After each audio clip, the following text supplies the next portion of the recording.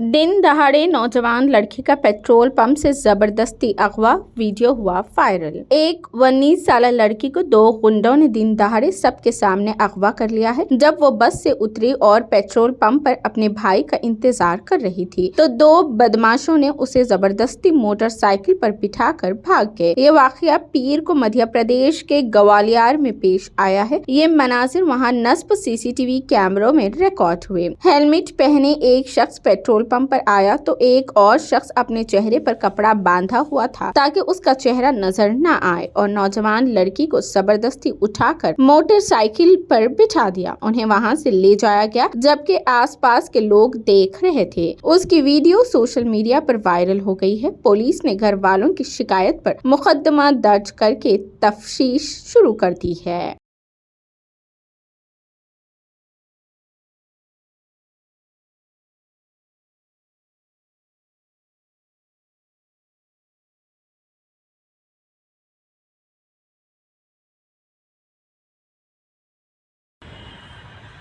ये सारे प्लेट नहीं ये तो कोई प्लेट ही नहीं है। ये नहीं है कि दो लोग थे वो।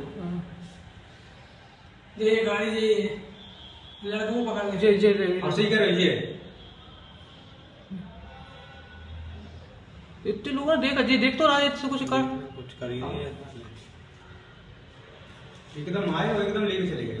दोबारा वेट करने से